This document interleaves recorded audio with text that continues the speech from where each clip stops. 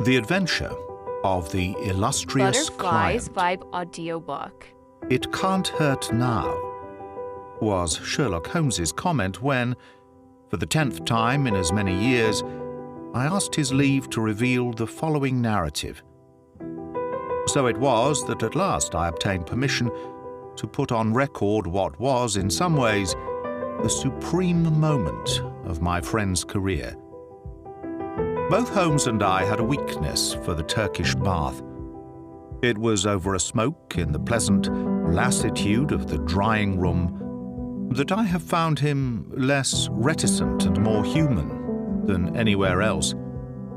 On the upper floor of the Northumberland Avenue establishment, there is an isolated corner where two couches lie side by side, and it was on these that we lay upon September 3rd, 1902, the day when my narrative begins. I had asked him whether anything was stirring, and for answer he had shot his long, thin, nervous arm out of the sheets which enveloped him and had drawn an envelope from the inside pocket of the coat which hung beside him. "It may be some fussy, self-important fool. It may be a matter of life or death," said he, as he handed me the note. "I know no more than this message tells me." It was from the Carlton Club, and dated the evening before. This is what I read. "Sir James Damery presents his compliments to Mr. Sherlock Holmes, and will call upon him at 4:30 tomorrow. Sir James begs to say that the matter upon which he desires to consult Mr. Holmes is very delicate and also very important. He trusts, therefore, that Mr. Holmes will make every effort to grant this interview, and that he will confirm it over the telephone to the Carlton Club." "I need not say that I have confirmed it, Watson," said Holmes, as I returned the paper. "Do you know anything of this man Damery?" "Only that this man is a household word in society." "Well, I can tell you a little more than that. He has rather a reputation for arranging delicate matters which are to be kept out of the papers. You may remember his negotiations with Sir George Lewis over the Hammerford will case.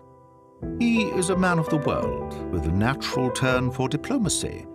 I am bound, therefore, to hope that it is not a false scent, and that he has some real need for our assistance."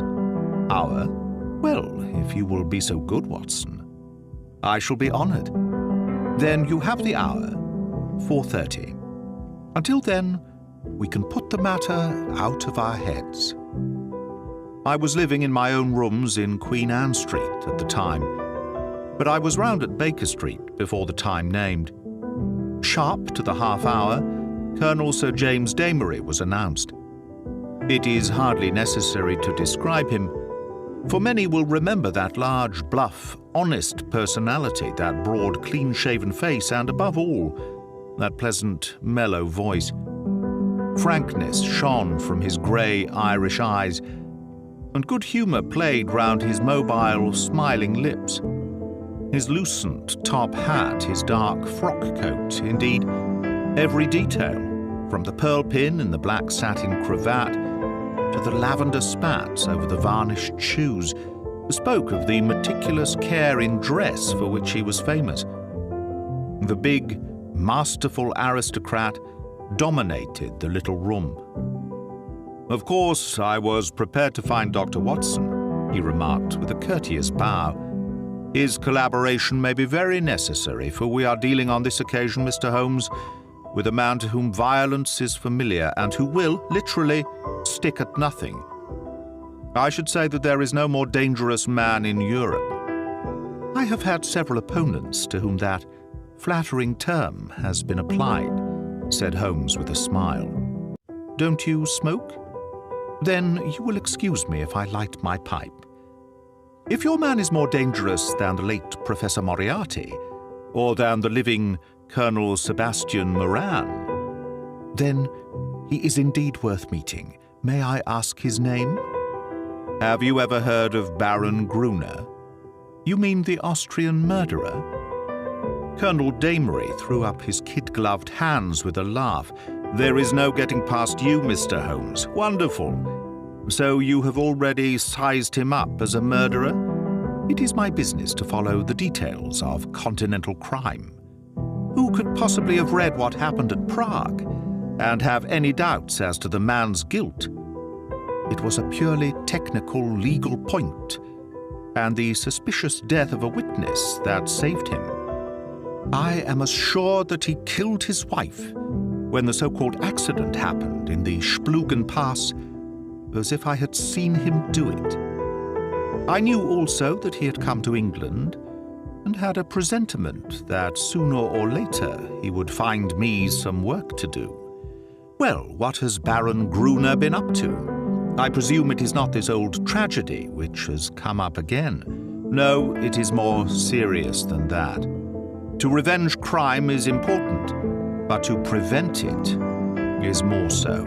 It is a terrible thing, Mr. Holmes, to see a dreadful event, an atrocious situation, preparing itself before your eyes, to clearly understand whither it will lead, and yet to be utterly unable to avert it. Can a human being be placed in a more trying position? Perhaps not. Then you will sympathize with the client in whose interests I am acting. I did not understand that you were merely an intermediary. Who is the principal? Mr. Holmes, I must beg you not to press that question. It is important that I should be able to assure him that his honored name has been in no way dragged into the matter. His motives are, to the last degree, honorable and chivalrous, but he prefers to remain unknown. I need not say that your fees will be assured, and that you will be given a perfectly free hand. Surely the actual name of your client is immaterial. I am sorry, said Holmes. I am accustomed to have mystery at one end of my cases, but to have it at both ends is too confusing. I fear, Sir James, that I must decline to act. Our visitor was greatly disturbed. His large, sensitive face was darkened with emotion and disappointment. You hardly realize the effect of your own action, Mr. Holmes, said he. You placed me in a most serious dilemma, for I am perfectly certain that you would be proud to take over the case if I could give you the facts. And yet a promise forbids me from revealing them all. May I at least lay all that I can before you? By all means, so long as it is understood that I commit myself to nothing. That is understood. In the first place, you have no doubt heard of General de Merville. De Merville, of Khyber fame? Yes, I have heard of him. He has a daughter, Violet de Merville, young, rich, beautiful, accomplished, a wonder woman in every way. It is this daughter, this lovely, innocent girl, whom we are endeavoring to save from the clutches of a fiend. Baron Gruner has some hold over her, then? The strongest of all holds, where a woman is concerned, the hold of love. The fellow is, as you may have heard, extraordinarily handsome, with a most fascinating manner, a gentle voice, and that air of romance and mystery which means so much to a woman. He is said to have the whole sex at his mercy, and to have made ample use of the fact. But how came such a man to meet a lady of the standing of Miss Violet de Merville? It was on a Mediterranean yachting voyage. The company, though select, paid their own passages. No doubt the promoters hardly realized the Baron's true character until it was too late. The villain attached himself to the lady, and with such effect that he has completely and absolutely won her heart. To say that she loves him hardly expresses it. She dotes upon him. She is obsessed by him.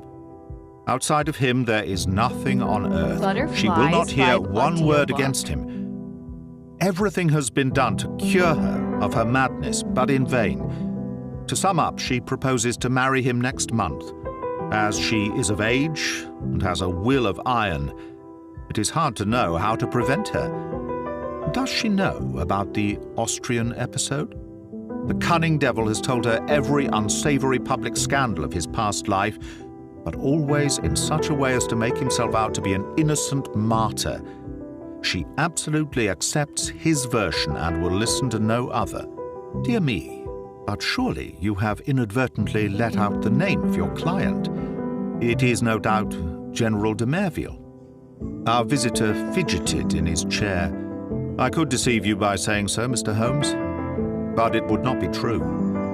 De Merville is a broken man. The strong soldier has been utterly demoralized by this incident. He has lost the nerve which never failed him on the battlefield and has become a weak, doddering old man, utterly incapable of contending with a brilliant, forceful rascal like this Austrian.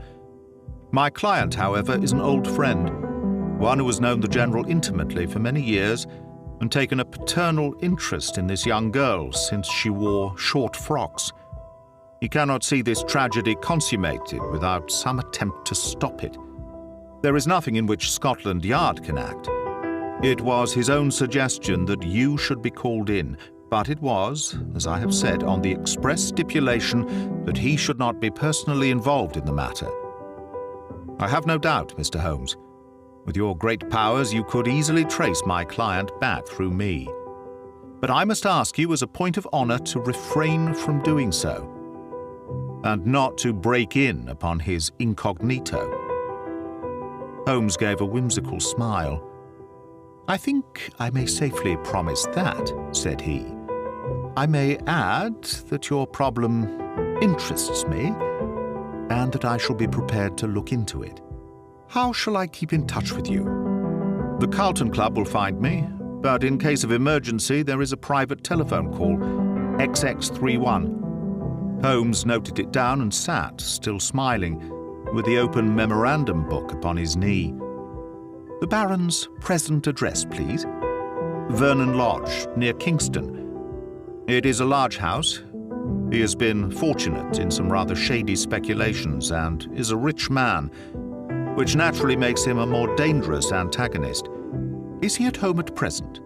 Yes. Apart from what you have told me, can you give me any further information about the man? He has expensive tastes. He is a horse fancier.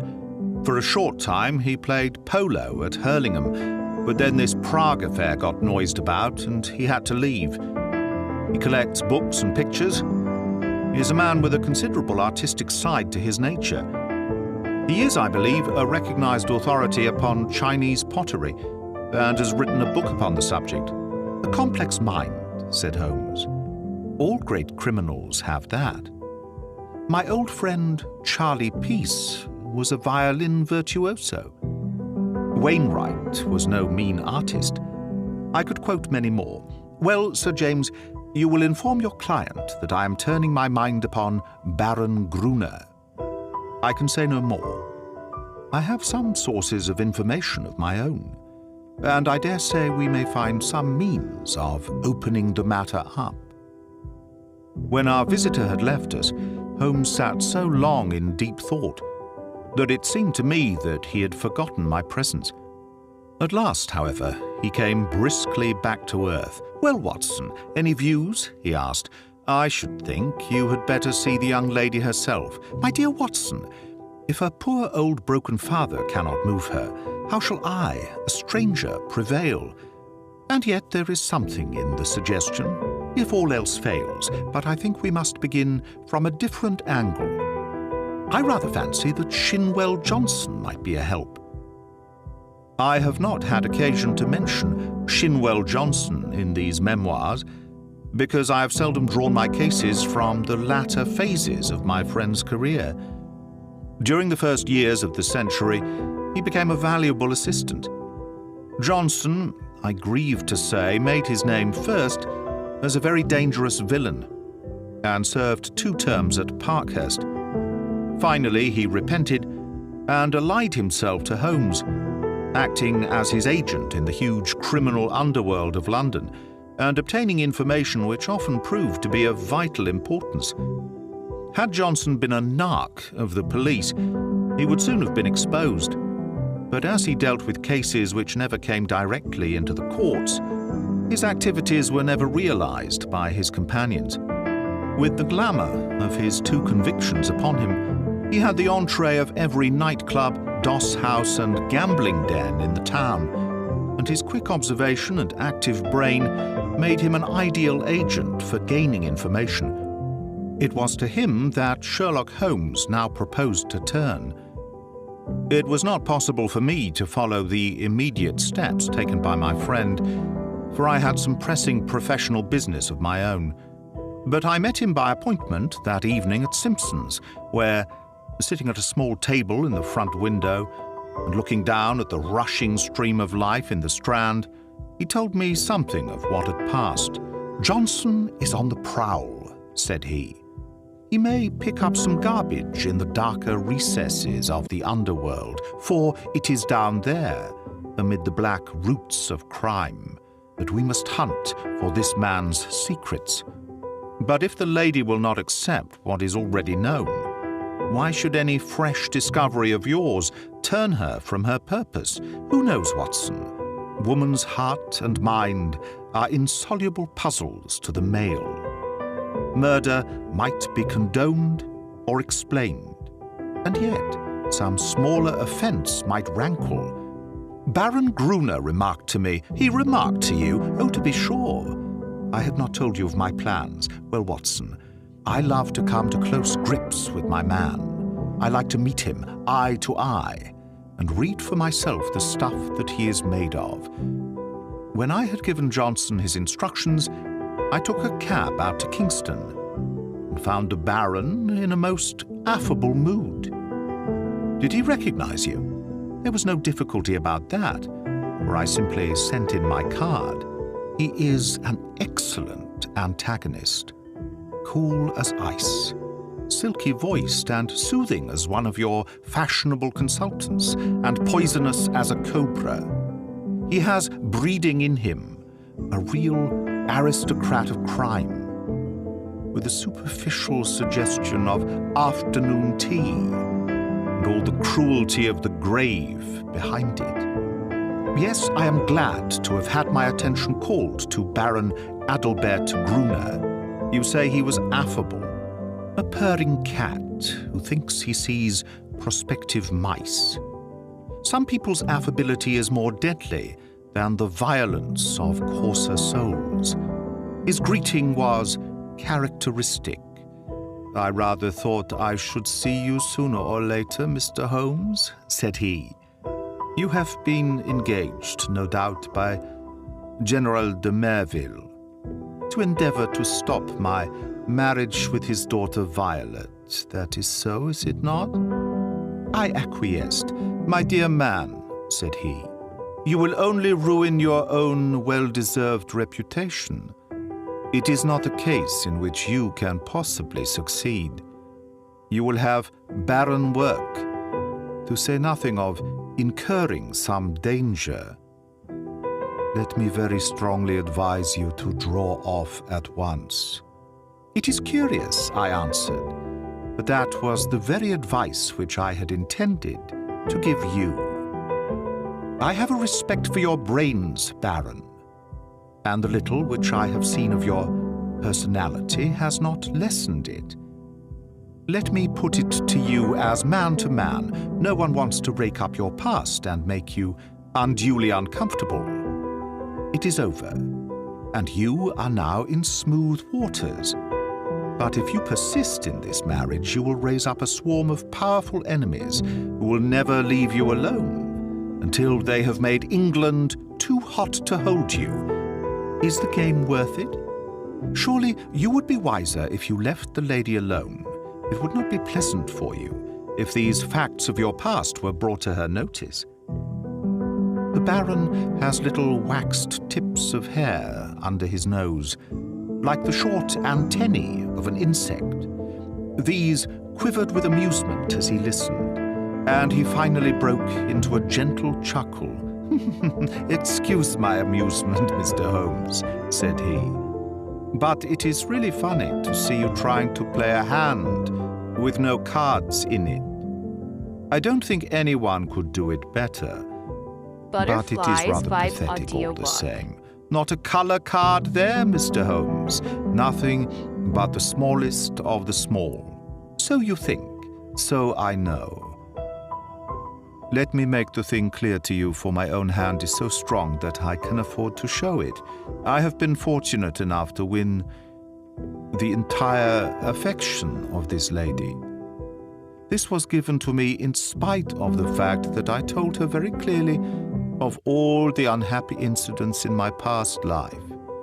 I also told her that certain wicked and designing persons, I hope you recognize yourself, would come to her and tell her these things. And I warned her how to treat them. You have heard of post-hypnotic suggestion, Mr. Holmes? Well, you will see how it works. For a man of personality can use hypnotism without any vulgar passes or tomfoolery. So she is ready for you, and I have no doubt would give you an appointment, for she is quite amenable to her father's will, save only in the one little matter. Well, Watson, there seemed to be no more to say, so I took my leave with as much cold dignity as I could summon. But as I had my hand on the door handle, he stopped me. By the way, Mr. Holmes, said he, did you know Lebrun, the French agent? Yes, said I. Do you know what befell him?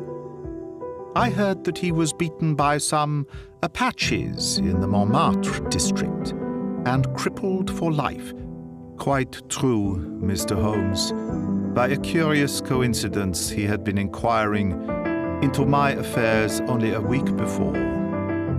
Don't do it, Mr. Holmes.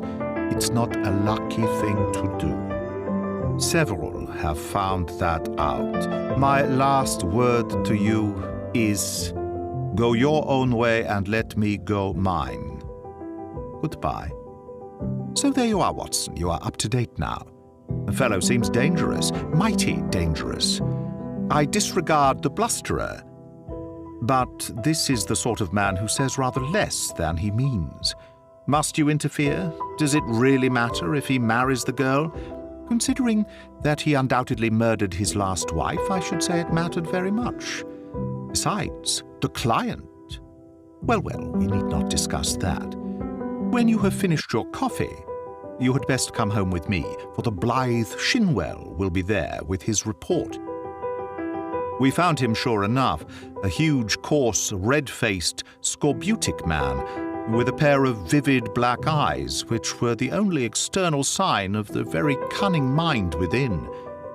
It seems that he had dived down into what was peculiarly his kingdom, and beside him on the settee was a brand which he had brought up in the shape of a slim, flame-like young woman, with a pale, intense face, youthful, and yet so worn with sin and sorrow that one read the terrible years which had left their leprous mark upon her.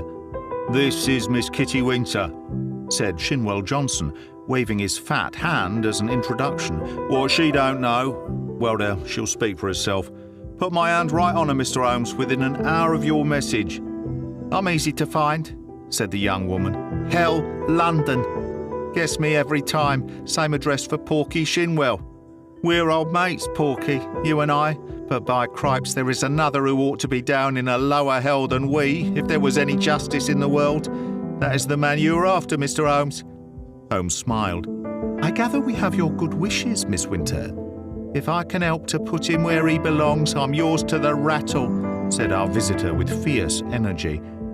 There was an intensity of hatred in her white-set face and her blazing eyes, such as woman seldom and man never can attain. "You needn't go into my past, Mr. Holmes. That's neither here nor there. But what I am, Adalbert Gruner made me. If I could pull him down—" She clutched frantically with her hands into the air. "Oh, if I could only pull him into the pit where he has pushed so many." "You know how the matter stands. Porky Shinwell has been telling me he's after some other poor fool, and wants to marry her this time. You want to stop it. Well, surely you know enough about this devil to prevent any decent girl in her senses wanting to be in the same parish with him. She is not in her senses.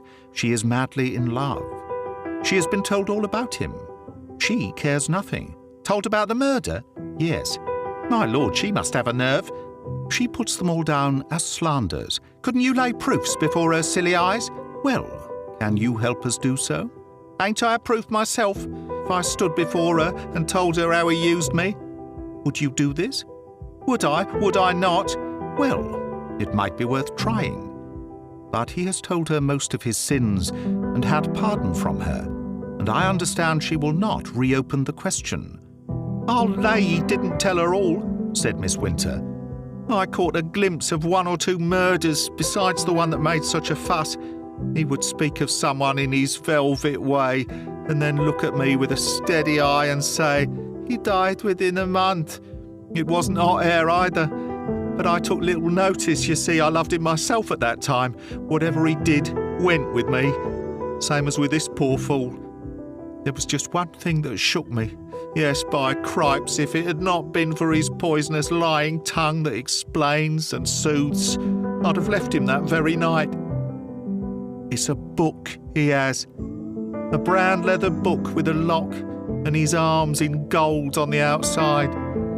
I think he was a bit drunk that night, or he would not have shown it to me. What was it then? I tell you, Mr. Holmes, this man collects women and takes a pride in his collection, as some men collect moths or butterflies. He had it all in that book. Snapshot photographs, names, details, everything about them. It was a beastly book. A book no man, even if he had come from the gutter, could have put together. But it was Adalbert Gruner's book all the same. Souls I have ruined. He could have put that on the outside if he had been so minded. However, that's neither here nor there, for the book would not serve you, and if it would, you can't get it. Where is it? How can I tell you where it is now? It's more than a year since I left him. I know where he kept it then. He's a precise, tidy cat of a man in many of his ways. So maybe it is still in the pigeonhole of the old bureau in the inner study. Do you know his house? I've been in the study, said Holmes. Have you, though? You haven't been slow on the job, if you only started out this morning. Maybe dear Adalbert has met his match this time. The outer study is the one with the Chinese crockery in it, big glass cupboard between the windows. Then, behind his desk is the door that leads to the inner study, a small room where he keeps papers and things. Is he not afraid of burglars? Adalbert is no coward. His worst enemy couldn't say that of him. He can look after himself. There's a burglar alarm at night. Besides, what is there for a burglar unless they got away with all this fancy crockery? No good, said Shinwell Johnson, with the decided voice of the expert. No fence wants stuff of that sort that you can neither melt nor sell. Quite so, said Holmes. Well now, Miss Winter, if you would call here tomorrow evening at 5, I would consider in the meanwhile whether your suggestion of seeing this lady personally may not be arranged. I am exceedingly obliged to you for your cooperation. I need not say that my clients will consider liberally— None of that, Mr. Holmes, cried the young woman. I'm not out for money. Let me see this man in the mud. And I've got all I've worked for. In the mud. With my foot on his cursed face. That's my price. I'm with you tomorrow or any other day, so long as you are on his track. Porky here can tell you always where to find me. I did not see Holmes again until the following evening, when we dined once more at our Strand restaurant. He shrugged his shoulders when I asked him what luck he had had in his interview. Then he told the story, which I would repeat in this way. His hard, dry statement needs some little editing to soften it into the terms of real life. There was no difficulty at all about the appointment, said Holmes, for the girl glories in showing abject filial obedience in all secondary things, in an attempt to atone for her flagrant breach of it in her engagement. ButterfliesVibe The general phoned audiobook. that all was ready, and the fiery Miss W turned up according to schedule, so that at 5:30 a cab deposited us outside 104 Berkeley Square, where the old soldier resides. One of those awful grey London castles which would make a church seem frivolous. A footman showed us into a great yellow-curtained drawing-room, and there was the lady awaiting us, demure, pale, self-contained, as inflexible and remote as a snow image on a mountain. I don't quite know how to make her clear to you, Watson. Perhaps you may meet her before we are through, and you can use your own gift of words. She is beautiful, but with the ethereal otherworld beauty of some fanatic whose thoughts are set on high. I have seen such faces in the pictures of the old masters of the Middle Ages. How a beast man could have laid his vile paws upon such a being of the beyond, I cannot imagine. You may have noticed how extremes call to each other, the spiritual to the animal, the caveman to the angel. You never saw a worse case than this. She knew what we had come for, of course. That villain had lost no time in poisoning her mind against us. Miss Winter's advent rather amazed her, I think, but she waved us into our respective chairs like a reverend abbess receiving two rather leprous mendicants. If your head is inclined to swell, my dear Watson, take a course of Miss Violet de Merville. Well, sir, said she in a voice like the wind from an iceberg, your name is familiar to me. You have called, as I understand, to malign my fiancé, Baron Gruner. It is only by my father's request that I see you at all, and I warn you in advance that anything you can say could not possibly have the slightest effect upon my mind. I was sorry for her, Watson. I thought of her for the moment as I would have thought of a daughter of my own. I am not often eloquent. I use my head, not my heart. But I really did plead with her, with all the warmth of words that I could find in my nature. I pictured to her the awful position of the woman who only wakes to a man's character after she is his wife, a woman who has to submit to be caressed by bloody hands and lecherous lips. I spared her nothing. The shame, the fear, the agony, the hopelessness of it all. All my hot words could not bring one tinge of colour to those ivory cheeks, or one gleam of emotion to those abstracted eyes. I thought of what the rascal had said about a post-hypnotic influence. One could really believe that she was living above the earth in some ecstatic dream. Yet there was nothing indefinite in her replies. I have listened to you with patience, Mr. Holmes, said she. The effect upon my mind is exactly as predicted. I am aware that Adelbert, that my fiancé, has had a stormy life, in which he has incurred bitter hatreds and most unjust aspersions. You are only the last of a series who have brought their slanders before me. Possibly you mean well, though I learn that you are a paid agent who would have been equally willing to act for the Baron as against him. But in any case, I wish you to understand once for all that I love him and that he loves me, and that the opinion of all the world is no more to me than the twitter of those birds outside the window. If his noble nature has ever for an instant fallen, it may be that I have been specially sent to raise it to its true and lofty level. I am not clear. Here she turned her eyes upon my companion, who this young lady may be. I was about to answer when the girl broke in like a whirlwind. If ever you saw flame and ice face to face, it was those two women. "I'll tell you who I am," she cried, springing out of her chair, her mouth all twisted with passion. "I am his last mistress. I am one of 100 that he has tempted and used and ruined and thrown into the refuse heap, as he will you also.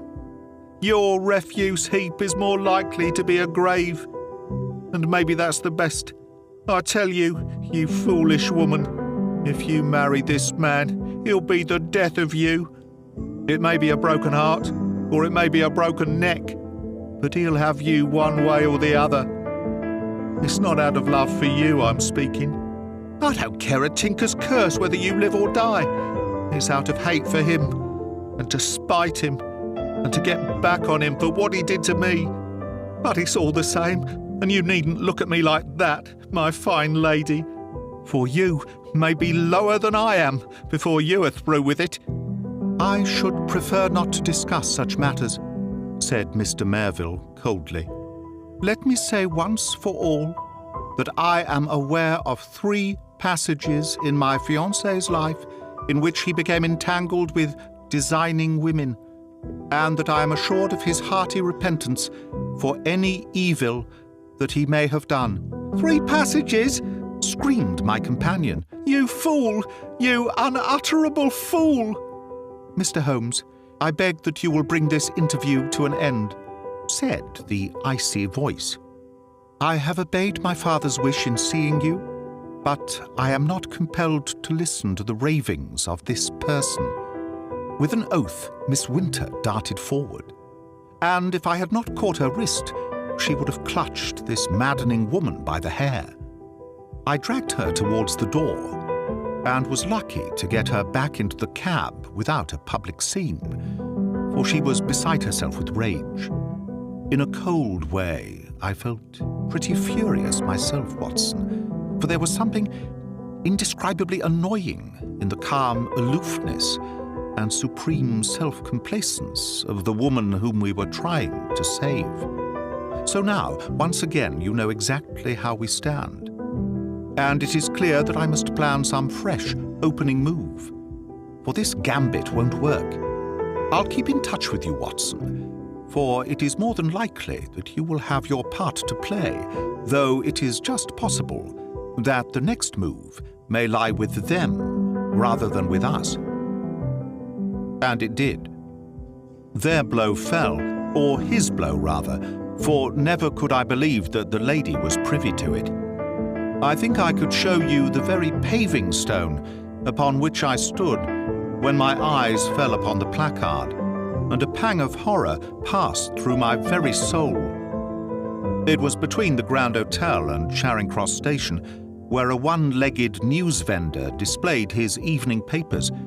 The date was just 2 days after the last conversation. There, black upon yellow, was the terrible news sheet. Murderous attack on Sherlock Holmes. I think I stood stunned for some moments. Then I have confused recollection of snatching at a paper, of the remonstrance of the man whom I had not paid, and finally, of standing in the doorway of a chemist's shop while I turned up the fateful paragraph. This was how it ran. "We learn with regret that Mr. Sherlock Holmes, the well-known private detective, was the victim this morning of a murderous assault, which has left him in a precarious position. There are no exact details to hand, but the event seems to have occurred about 12 o'clock in Regent Street, outside the Café Royal. The attack was made by 2 men armed with sticks, and Mr. Holmes was beaten about the head and body, receiving injuries which the doctors describe as most serious. He was carried to Charing Cross Hospital, and afterwards insisted upon being taken to his rooms in Baker Street. The miscreants who attacked him appear to have been respectably dressed men who escaped from the bystanders by passing through the Café Royal and out into Glasshouse Street behind it. No doubt they belonged to that criminal fraternity which has so often had occasion to bewail the activity and ingenuity of the injured man. I need not say that my eyes had hardly glanced over the paragraph before I had sprung into a hansom and was on my way to Baker Street. I found Sir Leslie Oakshott, the famous surgeon, in the hall, and his brougham waiting at the curb. Audiobook. No immediate danger, was his report. 2 lacerated scalp wounds and some considerable bruises. Several stitches have been necessary. Morphine has been injected, and quiet is essential, but an interview of a few minutes would not be absolutely forbidden. With this permission, I stole into the darkened room. The sufferer was wide awake, and I heard my name in a hoarse whisper. The blind was 3/4 down, but one ray of sunlight slanted through and struck the bandaged head of the injured man. A crimson patch had soaked through the white linen compress. I sat beside him and bent my head. "All right, Watson, don't look so scared," he muttered in a very weak voice. "It's not as bad as it seems." "Thank God for that. I'm a bit of a single-stick expert, as you know. I took most of them on my guard. It was the second man that was too much for me. What can I do, Holmes? Of course, it was that damned fellow who set them on. I'll go and thrash the hide off him if you give the word." "Good old Watson. No, we can do nothing there unless the police lay their hands on the men. But their getaway had been well prepared. We may be sure of that. Wait a little, I have my plans. The first thing is to exaggerate my injuries. They'll come to you for news. Put it on thick, Watson. Luckily, if I live the week out, a concussion, delirium, what you like, you can't overdo it. But Sir Leslie Oakshott, oh, he's all right. He shall see the worst side of me. I'll look after that. Anything else?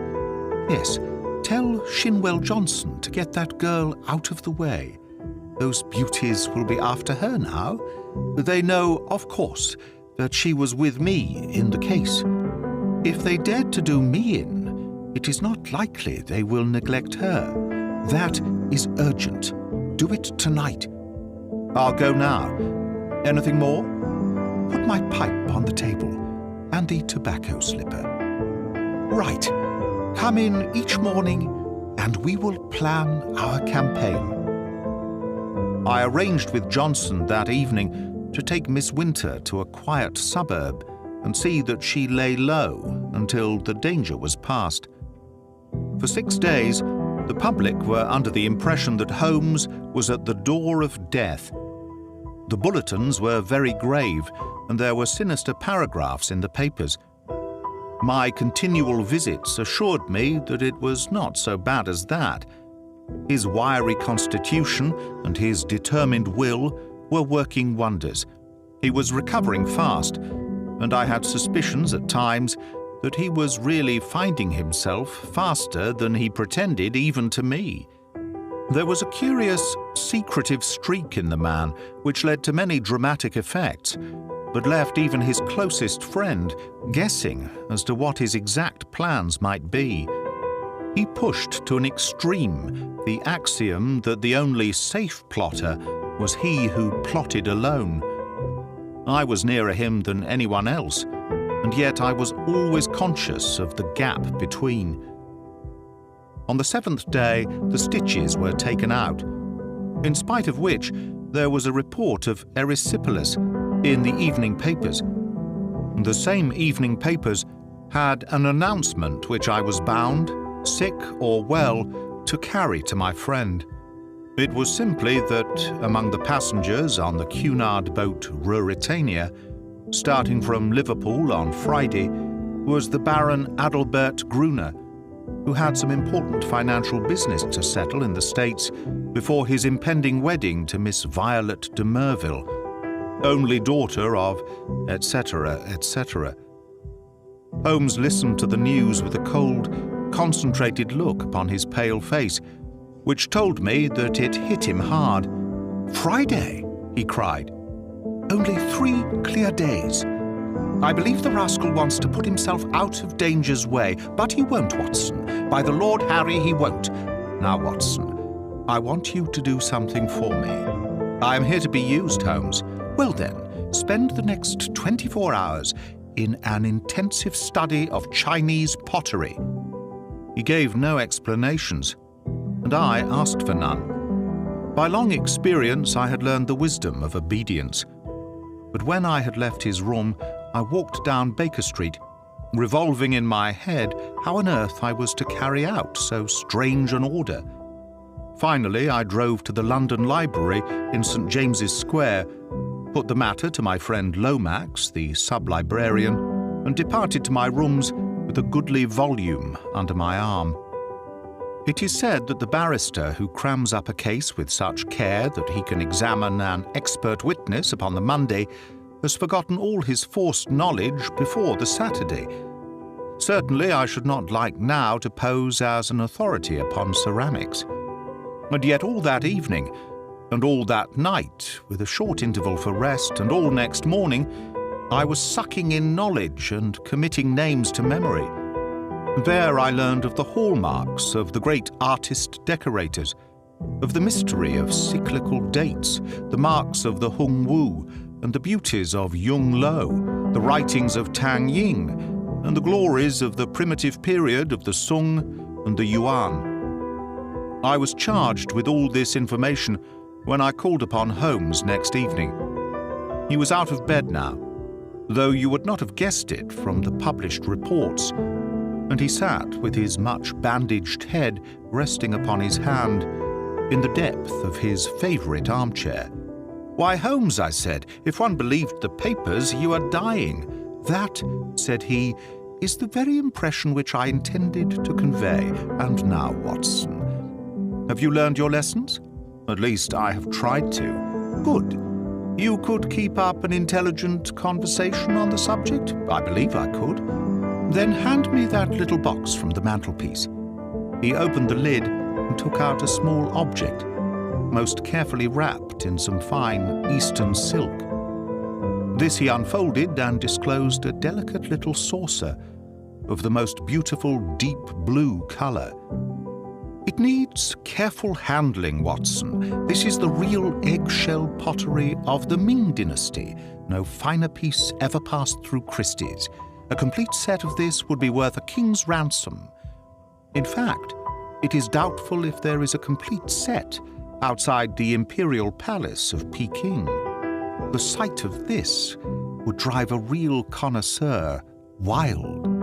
What am I to do with it?" Holmes handed me a card upon which was printed Dr. Hill Barton, 369 Half Moon Street. "That is your name for the evening, Watson. You will call upon Baron Gruner. I know something of his habits, and at 8:30 he would probably be disengaged. A note will tell him in advance that you are about to call, and you will say that you are bringing him a specimen of an absolutely unique set of Ming china. You may as well be a medical man, since that is a part which you can play without duplicity. You are a collector. This set has come your way. You have heard of the Baron's interest in the subject, and you are not averse to selling at a price. What price? Well asked, Watson. You would certainly fall down badly if you did not know the value of your own wares. This saucer was got for me by Sir James, and comes, I understand, from the collection of his client. You will not exaggerate if you say that it could hardly be matched in the world. I could perhaps suggest that the set should be valued by an expert. Excellent, Watson. You scintillate today. Suggest Christie or Sotheby. Your delicacy prevents your putting a price for yourself. But if he won't see me, oh yes, he will see you. He has the collection mania in its most acute form, and especially on this subject, on which he is an acknowledged authority. Sit down, Watson, and I will dictate the letter. No answer needed. You will merely say that you are coming, and why. It was an admirable document, short, courteous, and stimulating to the curiosity of the connoisseur. A district messenger was duly dispatched with it. On the same evening, with the precious saucer in my hand and the card of Dr. Hill Barton in my pocket, I set off on my own adventure. ButterfliesVibe audiobook. The beautiful house and grounds indicated that Baron Gruner was, as Sir James had said, a man of considerable wealth. A long, winding drive, with banks of rare shrubs on either side, opened out into a great gravelled square, adorned with statues. The place had been built by a South African gold king in the days of the great boom, and the long, low house, with the turrets at the corners, though an architectural nightmare, was imposing in its size and solidity. A butler, who would have adorned a bench of bishops, showed me in and handed me over to a plush-clad footman who ushered me into the Baron's presence. He was standing at the open front of a great case which stood between the windows and which contained part of his Chinese collection. He turned as I entered, with a small brown vase in his hand. "Pray, sit down, Doctor," said he. "I was looking over my own treasures and wondering whether I could really afford to add to them. This little Tang specimen, which dates from the 7th century, would probably interest you. I am sure you never saw finer workmanship or a richer glaze. Have you the Ming saucer with you, of which you spoke?" I carefully unpacked it and handed it to him. He seated himself at his desk, pulled over the lamp, for it was growing dark, and set himself to examine it. As he did so, the yellow light beat upon his own features, and I was able to study them at my ease. He was certainly a remarkably handsome man. His European reputation for beauty was fully deserved. In figure, he was not more than of middle size, but was built upon graceful and active lines. His face was swarthy, almost oriental, with large, dark, languorous eyes, which might easily hold an irresistible fascination for women. His hair and moustache were raven black, the latter short, pointed, and carefully waxed. His features were regular and pleasing, save only his straight, thin-lipped mouth. If ever I saw a murderer's mouth, it was there. A cruel, hard gash in the face, compressed, inexorable, and terrible. He was ill-advised to train his moustache away from it, for it was nature's danger signal, set as a warning to his victims. His voice was engaging, and his manners perfect. In age, I should have put him a little over 30, though his record afterwards showed that he was 42. Very fine indeed," he said at last. "And you say you have a set of 6 to correspond? What puzzles me is that I should not have heard of such magnificent specimens. I only know of one in England to match this, and it is certainly not likely to be in the market. Would it be indiscreet if I were to ask you, Dr. Hill Barton, how you obtained this? Does it really matter?" I asked, with as careless an air as I could muster. "You can see that the piece is genuine, and as to value, I am content to take an expert's valuation." "Very mysterious," said he, with a quick, suspicious flash of his dark eyes. "In dealing with objects of such value, one naturally wishes to know all about the transaction. That the piece is genuine is certain. I have no doubts at all about that, but suppose, I am bound to take every possibility into account, that it should prove afterwards that you had no right to sell. I would guarantee you against any claim of the sort. That, of course, would open up the question as to what your guarantee was worth. My bankers would answer that, quite so, and yet The whole transaction strikes me as rather unusual. You can do business or not, said I with indifference. I have given you the first offer as I understood that you were a connoisseur, but I shall have no difficulty in other quarters. Who told you I was a connoisseur? I was aware that you had written a book upon the subject. Have you read the book? No. Dear me, this becomes more and more difficult for me to understand. You are a connoisseur and collector with a very valuable piece in your collection, and yet you have never troubled to consult the one book which would have told you of the real meaning and value of what you held. How do you explain that? I am a very busy man. I am a doctor in practice. That is no answer. If a man has a hobby, he follows it up, whatever his other pursuits may be. You said in your note that you were a connoisseur. So I am. Might I ask you a few questions to test you? I am obliged to tell you, Doctor, if you are indeed a doctor, that the incident becomes more and more suspicious. I would ask you, what do you know of the Emperor Shomu, and how do you associate him with the Shoso Inn near Nara? Dear me, does that puzzle you? Tell me a little about the Northern Wei dynasty and its place in the history of ceramics. I sprang from my chair in simulated anger. This is intolerable, sir, said I. I came here to do you a favor, and not to be examined as if I were a schoolboy. My knowledge on these subjects may be second only to your own, but I certainly shall not answer questions which have been put in so offensive a way. He looked at me steadily. The languor had gone from his eyes. They suddenly glared. There was a gleam of teeth from between those cruel lips. What is the game? You are here as a spy. You are an emissary of Holmes. This is a trick that you are playing upon me. The fellow is dying, I hear, so he sends his tools to keep watch upon me. You've made your way in here without leave, and by God, you may find it harder to get out than to get in. He had sprung to his feet, and I stepped back, bracing myself for an attack, for the man was beside himself with rage.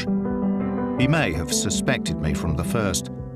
Certainly this cross-examination had shown him the truth, but it was clear that I could not hope to deceive him. He dived his hand into a side drawer and rummaged furiously. Then something struck upon his ear, for he stood listening intently. "Ah!" he cried, "ah!" and dashed into the room behind him. 2 steps took me to the open door, and my mind will ever carry a clear picture of the scene within. The window leading out to the garden was wide open. Beside it, looking like some terrible ghost, his head girt with bloody bandages, his face drawn and white, stood Sherlock Holmes. The next instant he was through the gap, and I heard the crash of his body among the laurel bushes outside. With a howl of rage, the master of the house rushed after him to the open window. And then it was done in an instant, and yet I clearly saw it. An arm, a woman's arm, shot out from among the leaves. At the same instant, the Baron uttered a horrible cry, a yell which will always ring in my memory. He clapped his 2 hands to his face and rushed round the room, beating his head horribly against the walls. Then he fell upon the carpet, rolling and writhing, while scream after scream resounded through the house. "Water! For God's sake, water!" was his cry. I seized a carafe from a side table and rushed to his aid. At the same moment, the butler and several footmen ran in from the hall. I remember that one of them fainted as I knelt by the injured man and turned that awful face to the light of the lamp. The vitriol was eating into it everywhere and dripping from the ears and the chin. One eye was already white and glazed. The other was red and inflamed. The features, which I had admired a few minutes before, were now like some beautiful painting over which the artist had passed a wet and foul sponge. They were blurred, discoloured, Audiobook. inhuman, terrible. In a few words, I explained exactly what had occurred, so far as the vitriol attack was concerned. Some had climbed through the window, and others had rushed out onto the lawn, but it was dark, and it had begun to rain. Between his screams, the victim raged and raved against the avenger. "It was that hellcat, Kitty Winter," he cried. "Oh, the she-devil! She shall pay for it! She shall pay! Oh, God in heaven! This pain is more than I can bear!" I bathed his face in oil, put cotton wadding on the raw surfaces, and administered a hypodermic of morphia. All suspicion of me had passed from his mind in the presence of this shock, and he clung to my hands as if I might have the power even yet to clear those dead fish eyes which gazed up at me. I could have wept over the ruin had I not remembered very clearly the vile life which had led up to so hideous a change. It was loathsome to feel the pouring of his burning hands, and I was relieved when his family surgeon, closely followed by a specialist, came to relieve me of my charge. An inspector of police had also arrived, and to him I handed my real card. It would have been useless as well as foolish to do otherwise, for I was nearly as well known by sight at the Yard as Holmes himself. Then I left that house of gloom and terror. Within an hour, I was at Baker Street. Holmes was seated in his familiar chair, looking very pale and exhausted. Apart from his injuries, even his iron nerves had been shocked by the events of the evening, and he listened with horror to my account of the Baron's transformation. "The wages of sin, Watson, the wages of sin," said he. "Sooner or later it will always come. God knows there was sin enough," he added, taking up a brown volume from the table. "Here is the book the woman talked of. If this will not break off the marriage, nothing ever could. But it will, Watson. It must. No self-respecting woman could stand it. It is his love diary, or his lust diary. Call it what you will. The moment the woman told us of it, I realized what a tremendous weapon was there if we could but lay our hands on it. I said nothing at the time to indicate my thoughts, for this woman might have given it away. But I brooded over it. Then, this assault upon me gave me the chance of letting the Baron think that no precautions need be taken against me. That was all to the good. I would have waited a little longer, but his visit to America forced my hand. He would never have left so compromising a document behind him. Therefore, we had to act at once. Burglary at night is impossible. He takes precautions, but there was a chance in the evening. If I could only be sure that his attention was engaged, that was where you and your blue saucer came in.